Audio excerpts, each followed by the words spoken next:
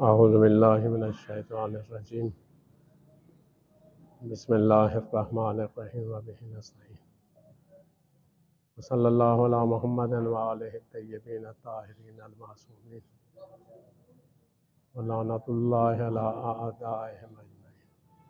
सलवात बर मोहम्मद।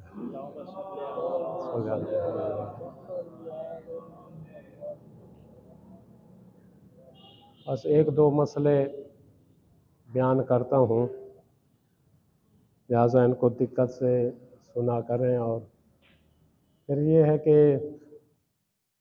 इन मसाइल का सीखना वैसे भी वाजिब है जो यहाँ बताते हैं, और हदीस पाक के अल्फाज हैं वो भी आपको सुनाता हूँ। जनाब फ़ातिमा ज़हरा सलामुल्लाह अलैहा की एक रिवायत भी नकल करता हूँ। इनको कम अहमियत ना दिया करें। एक मसला अगर इंसान याद कर ले, वो बेहतर नहीं है कि इंसान उससे जाहिल हो। जाहिल होने से तो बेहतर है इंसान को एक मसला ना आता हो तो फिर उसे याद कर ले इंसान, या सुन ले, या किसी दूसरे तक पहुंचा दे, तो कितना बड़ा सवाब है। और वही सवाब आपकी खिदमत में अर्ज करता हूँ। फिर एक मसला बयान करता हूँ। जनाब फ़ातिमा ज़हरा सलामुल्लाह अलैहा के पास एक औरत आती है, आकर के कहती है कि मुझे मेरी माँ ने भेजा है, चंद मसले आपसे दरियाफ्त करना चाहती हूँ। बीबी ने फरमाया पूछें जो सवाल पूछना है। उसने एक सवाल किया, जनाब फ़ातिमा ज़हरा ने जवाब दिया। फिर उसने दूसरा सवाल किया, फिर बीबी ने जवाब दिया। फिर उसने तीसरा सवाल किया, बीबी जवाब देती गई, यहाँ तक कि उसने 10 सवाल किए। फिर आखिर में शर्मिंदा हुई, कहते बीबी मैंने आपको जहमत में डाला है, मैंने इतने सवाल पूछ लिए हैं। आपसे तो कहा था एक मसला मैं पूछने आई हूँ, मैंने इतने सवाल कर दिए। तो अब बीबी का जवाब सुने। बीबी फरमाती हैं और पूछना चाहते हैं और पूछें। फिर बीबी ने कहा कि अगर कोई शख्स किसी को 1 लाख दिरहम दे या 1 लाख सोने की अशरफी दे, और उसे कहा जाए ये थोड़ा सा सामान उठाकर ऊपर छत पे रख दो, क्या वो इसको बार समझेगा? क्या वो इसको संगीन समझेगा? उसने कहा नहीं, ये तो आसान है, और इतना उसकी उजरत है, 1 लाख अशरफी दी जा रही है और मामूली सा सामान ऊपर रखना है। तो फरमाया वो इसको कम अहमियत देगा? कहा नहीं, वो तो बहुत अहमियत देगा, मजदूर तो खुशहाल हो जाएगा, इतने थोड़ी सी जहमत से इतना बड़ा सरमाया मिल रहा है। बीबी ने फरमाया सुन, ये जो मैंने तुम्हें एक मसला बताया है, एक मसला बताने का अजर कितना है? बीबी फरमाती है मेरे बाबा ने मुझे फरमाया कि जो एक शर्री मसला किसी को बताएगा, फरमाया उसका अजर इतना है कि जमीन और आसमान के माबैन दरमियान हीरे जवाहरात भरे हुए हो। फरमाया वो उसका अजर है। फरमाया इतना मुझे अजर मिल रहा है एक मसले के एवज में, क्या मैं उसे बोझ समझूं? जबकि वो मजदूरी या जो वो मजदूर सामान उठाने वाला उसकी जहमत कहीं ज्यादा है, और मेरा मसला बताना कोई इतना जहमत तो नहीं है, आसान है ये मसला बताना।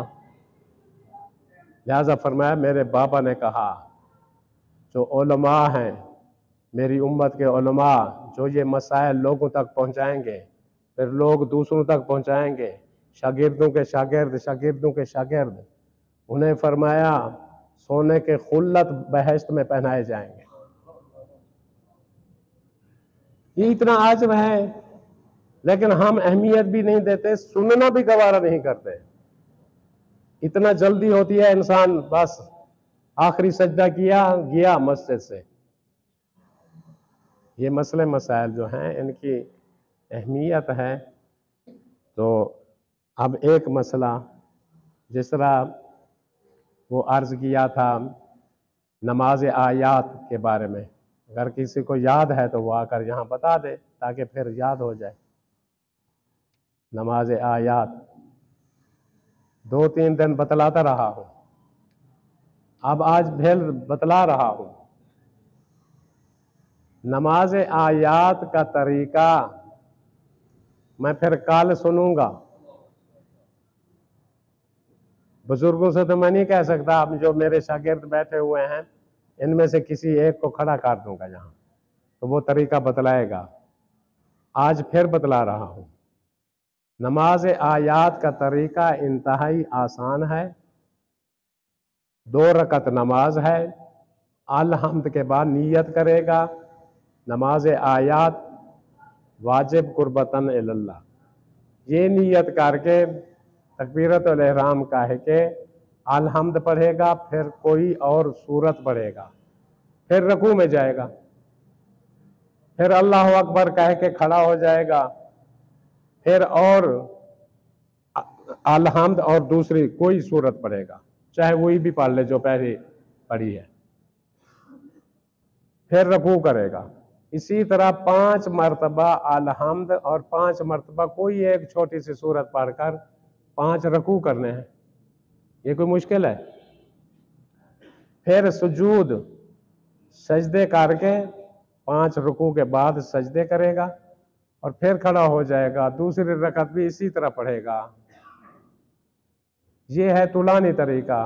अगर किसी के पास इतना वक्त ना हो 10 मरतबा तो अल-हम्द पढ़े और 10 मरतबा सूरतें पढ़े। अगर वक्त थोड़ा है फिर शरीयत ने रियायत की है, अल-हम्द पढ़ें, अल-हम्द के बाद किसी एक सूरत को 5 हिस्सों में तकसीम करें। फर्ज करें यही सूरह कादर है या ये सूरह फलक है, इसकी 5 आयतें हैं, ये आसान है। अल-हम्द पढ़ने के बाद बिस्मिल्लाहिर्रहमानिर्रहीम सूरह फलक की पहली आयत पढ़ेंगे, क़ुल औज़ु बिरब्बिल फलक, फिर रकू में जाएंगे, फिर अल्लाह अकबर करके खड़े हो जाएंगे, फिर दूसरी सूरत पढ़ेंगे मिन शर्रि मा खलक, फिर रकू में जाएंगे, फिर खड़े हो जाएंगे, मिन शर्रि तीसरी रकत मिन शर्रि गासिकिन इज़ा वक़ब, फिर अल्लाह अकबर करके फिर रकू से उठने से फिर कहें अल्लाह अकबर। ये अल्लाह अकबर कहना मुस्तहब है, अल्लाह अकबर ना भी कहें फिर भी सही है आपकी नमाज। फिर खड़े होकर चौथी आयत पढ़ेंगे मिन शर्रिन नफ्फासाति फिल उक़द। ये चौथी आयत पढ़ने के बाद फिर चौथा रकू करेंगे। सुने हसीब, कल पूछूंगा आपसे। फिर खड़े हो जाएंगे, फिर आखिरी आयत पढ़ेंगे। आखिरी आयत कौन सी है? मिन शर्रि हासिदिन इज़ा हसद। ये आसान तरीका है। फिर आप रकू में चले जाएं, ज़िक्र रकू करें और फिर कहें समी अल्लाहु लिमन हमिदा। आखिरी रकू के बाद समी अल्लाहु लिमन हमिदा कहना मुस्तहब है। फिर दूसरी रकत भी इसी तरह। कोई मुश्किल है? बस इसके बारे में एक मसला आप समाअत फरमा लें। फरमाते हैं अगर कोई शख्स नमाज आयात में शक करे कि कितनी रकतें पढ़ी हैं, 2 रकतें सारी हैं, इनमें भी शक करें, इतना लोग होते हैं शक्की मिजाज, तो किसी नतीजे पर पहुंच ना सके, किसी नतीजे पर ना पहुंच सके, तो फरमाते हैं फिर उसकी नमाज बातिल है, फिर नए सिरे से शुरू करें। अगर फरमाते हैं नमाज आयात का हर रकू रोकन है, अगर इनमें आमदन कमी या बेशी करे, आमदन कमी या ज्यादती करे इन रकू में, तो फरमाते हैं फिर उसकी नमाज भी बातिल है। और यही हुक्म है अगर साहमन कमी या एहतियात की बिना पर ज्यादती करे, आमदन कमी बेशी करे या साहमन क्योंकि रोकना है, रकू रोकना है, रोकन में अगर भूल भी जाए फिर भी उसकी नमाज बातिल हो जाती है। सल्लल्लाहु अलैहि मोहम्मद व आलिहि तय्यबीन ताहिरीन। सलवात पर